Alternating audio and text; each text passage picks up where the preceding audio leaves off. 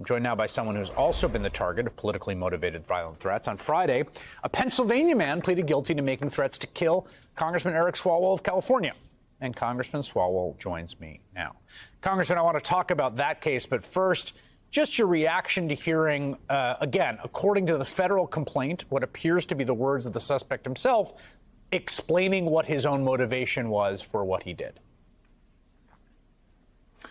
Well, Chris, Paul Pelosi, thankfully, is lucky to be alive right now. This was an assassination attempt on his wife, and it looks like the assailant was ready to harm anyone who stood in his way of getting to Speaker Pelosi. This feels tragically inevitable after all the threats that Speaker Pelosi has faced, the demonization that she's had aimed at her by Republicans for decades, that, of course, it would end this way. Now, hopefully going forward, we recognize that this cannot be the cost of being in politics in America. But my fear is that if we don't get this right, this will not be something that shocks the conscience, but it'll just be the cost of being an enemy of the MAGA state. And that's why it's so important that Republican leaders across the board join Democrats in condemning this.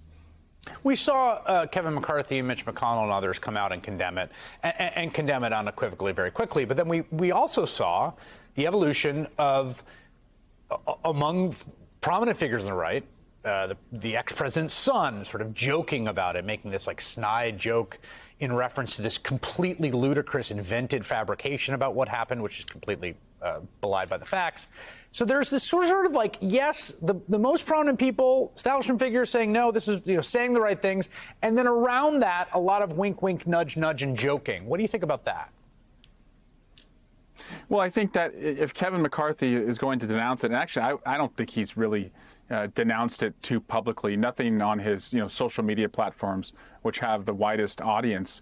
But it's not just denouncing the violence. Where is Kevin McCarthy to denounce the president's son and what he is doing to mock the violence? Because the president's son has a large megaphone in this. Where is Kevin McCarthy, to denounce what Elon Musk has suggested? And McCarthy and Musk are friends. Musk attended a recent retreat of Kevin McCarthy's. And so it really takes going that extra mile, because when you don't do that, you just give a green light or a permissive lane, for, this sort of glorification of violence to continue. And Chris, if there's any doubt that the leaders of this country have weight in whether they condemn or condone, go back to January 6th.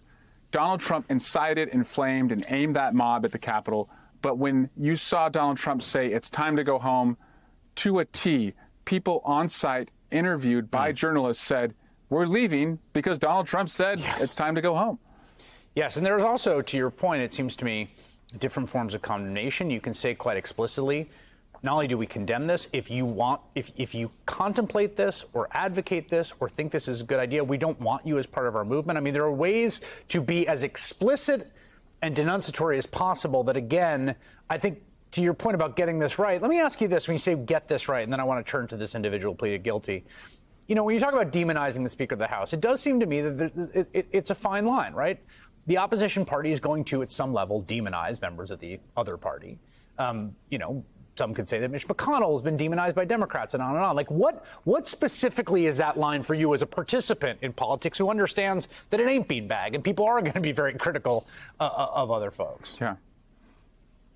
And Chris, I get fired up. And if you were to go through my Twitter feed, you'd say, whoa, he feels very strongly about some of these things. But the line to me is violence. And the difference is you've seen consistently from Boebert to Marjorie Taylor Greene to Paul Gosar, they are calling for and glorifying violence against their political opponents. And I think that's what this upcoming election is about.